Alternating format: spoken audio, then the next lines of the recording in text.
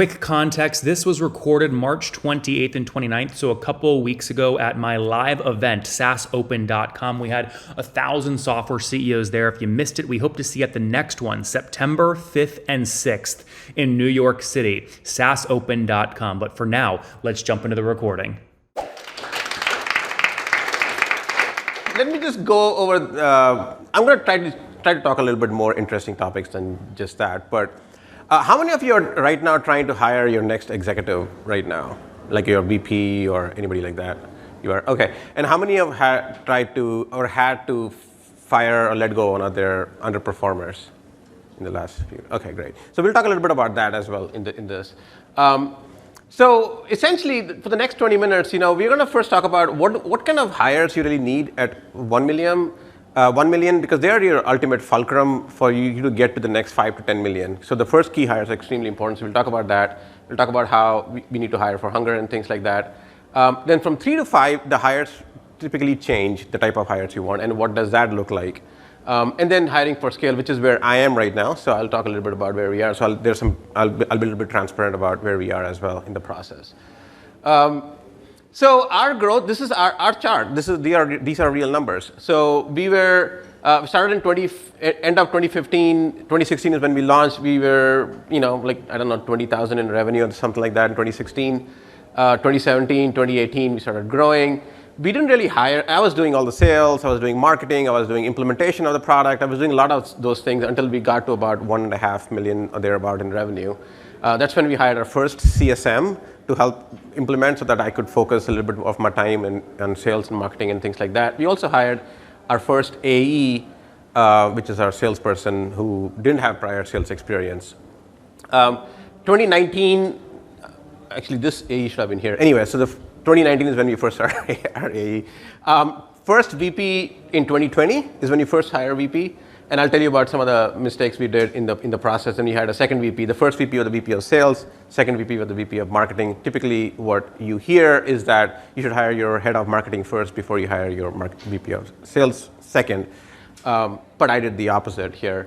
And then since then, we really haven't hired any new executives, if you will. So we are here right now, roughly 7.5, 7.6 million ARR. We'll hope to finish the year a little over 8. And part of this was also an acquisition we did last year as well. So let's start with section 1. The first hire of your 1 million of the fulcrum, you hire for hunger, and that's one of the things that I'll talk about, and the lessons I learned from my first hires. The typical hiring times, engineers typically will take anywhere from a month to month and a half, depending on what type of engineers you're looking for. If you're really looking for some high-end AI engineers, it might be longer. Marketers are fairly easy to find, but the good ones are really hard to find. So that's a big lesson I learned about marketing. Sales execs, depending on the market conditions, last few months and last year has been extremely good from a hiring perspective because a lot of companies are laying off and letting go of people, and there's a lot of uncertainty that we saw in last year. So we were in a good state to hire AEs. But if you're in a hot market, it's really hard to find the good ones in a reasonable amount of time. Finding a good VP of sales and marketing are really the hard ones, which can take anywhere from 80 to 90 days, sometimes even longer. And it's worth waiting for it because this is not something you want to change every few months. So this is the data I looked at, one of the surveys they did of why people don't succeed in their roles. And that's why I talk about hiring for attitude. Because technology changes, environment changes, you can teach new skills, especially if there's a hunger for learning with the person you are trying to hire. But what I saw here is that 46% of the time, people fail in 18 months in any hire you do. 19% of the time, they're not a long-term success. And actually, only 90% of the time, they're a long-term success in your role. So essentially, at some point, they fall out of the role they were hired for or the role that you want them to get into. 90% of the time, if they lose their job, whether they lose it voluntarily or you let them go, is because of some attitude-related issue, either personality or because they have an attitude issue, or they can't work within the team, or there's a culture fit issue, or they're unwilling to learn and grow, things of this nature. It's only 10% of the time there's a skill gap issue. So 9 out of 10 times you're letting a person go not because there's a skill gap, it's because it's one of these other aspects here. So that's an important thing to hire. So what that means is hiring for attitude. So I use this 2A model, attitude and aptitude. So I look for attitude and aptitude. Aptitude tells me what is the potential to learn and grow. Attitude tells me whether they have what they need from a mindset perspective to do that. This is another graph I found from one of the investors. Graham Weaver is a famous investor in Silicon Valley, if you've heard of him. And the candidate performance over time, I'll take a minute to look at this. So this is, the black line is high attribute, less experienced candidate. So attributes are those attitude-related variables that I was talking about. The blue line is low attribute, but more experienced candidates. They're shorter on some of these attitude things. Are they a go-getter? Are they a growth mindset? Are they a team player? Are they flexible and adaptable and things of this nature, but have more experience? But you look at their performance over time. When they're coming in, the performance is going to lag. But over time, their performance is going to exceed the other individuals. So this is extremely, and I don't know how to exactly measure for aptitude. And attitude. Aptitude is easy. There are a lot of tests for that. Attitude, there are a lot of personality tests you can give. But I've never found anything that's so reliable that I can say this is the way I would render some assessment to understand that. Because it really comes down to your own cultural values as well as an organization. A startup might need a separate set of attitude versus an established company like an Oracle or a Google would. So lessons learned from our first hires. It's better to be understaffed than hire too fast. I've made this mistake multiple times, and I still find myself making these mistakes sometimes because you really get excited about some of the growth you could see or some of the gaps you might have in your team or the skill set gaps, and you find a great candidate, you meet them at a conference like this, and you want to hire that person. It's better to be understaffed than to hire too fast. The hiring for hunger, we talked about that already. One of the things I've learned is that hiring for logos really means diddly squat, to be honest. I've hired people from Salesforce, Zendesk. I've hired people from big brand companies, and I've seen no difference in performance from somebody who might have just worked for a smaller startup or run their own mom and pop business in the past. I've noticed this is a very golden rule of thumb. In 6 to 8 weeks, the person's going to work out on that. Every single time.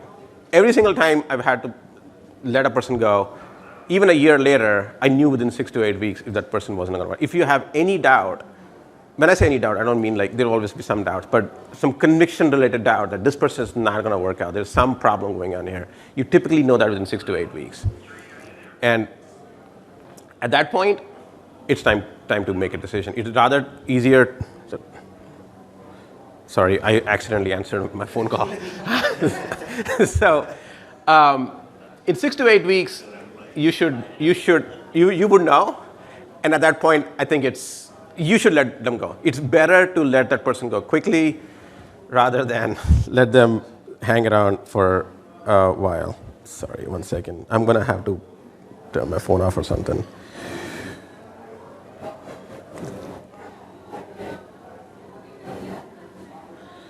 All right, put it on airplane mode. I should have done that earlier. Anyway, so that's an important lesson. I still sometimes catch myself because you always have this self-doubt if you are sure because it's too early. I haven't really figured it out, but you kind of know.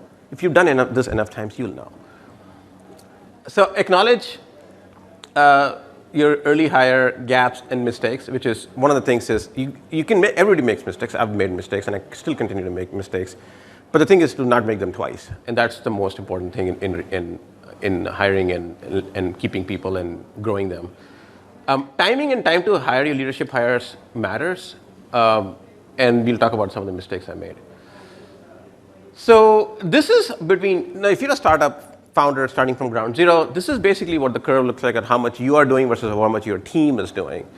So in year one, this dark green line is you. So I was doing most of the work, at least for my section of I had a co-founder who was doing technology work, so I'm not talking about that. In terms of, I was running sales, marketing, finance, customer success, and what else? I think that was primarily it. And so I was doing, basically that's like 4 departments, but it's a department of 1, right? So I'm doing all that, I'm creating brochures, I'm also, helping them answer support tickets. I had a straight line phone number to my cell phone from my customers who could call me and ask me about, hey, I can't log in, can you help me? And okay, I will get on the phone, I'll help you log in, stuff like that, right? So that's you in the first year. Second year, hopefully you'll get some good people, like some salespeople, maybe somebody to run your demand gen, somebody to do your creatives for your marketing team, so on and so forth. But here's the most important thing. Your first hires can break your scale. So think about your one hire can take you from here to here. And this is valuable time you can use for building and working on your company versus working in the company. But a wrong hire will set you back a year. So if you hire the wrong person, you'll end up doing their job, and then you'll have to get back here, and then you'll have to find the next person, and then you'll be gun shy about hiring the next person quick enough, so you'll spend a full year trying to figure out who to hire to do that. So this is another one, hiring, there's a lot of data-driven approach to hiring and stuff like that, which is fine. I think some of it works. But what I really realized is if your answer is not a hell yeah when you hire somebody, when you're looking at somebody, especially for a critical role, then it's a no. All right, I'm going to skip through this, which we've already talked about that. But the most important thing is the timing of these hires I was talking about. So you obviously need an engineer right off the bat if you're building a SaaS software. So that's your time is zero at that point. 1 to 2 years is when you first starting hiring marketers, and then you hire sales exec in 2 years. And I'm a firm believer that the founder should be doing sales and doing some of the marketing for the first 2 years. They should be the one closing the first 10 accounts. If you're not doing and I closed the first 40 accounts because we were bootstrapped and it was, we had a long run. But I do believe if your founder is not selling, and at least one of the 2 founders or one of the 3 founders, depending on how many founders you have, then you're not set up to succeed, because the founder has to intimately understand the market, understand the customer, the buying patterns, the ICP, all of those things, extremely important. So I hired unnecessarily. In 2020, when the COVID hit, all my competitors were cutting staff. I was hiring staff. And I was like, I'm going to go against the grain. I'm going to keep hiring, and because I'm finding good talent right now, and I did, and it didn't help.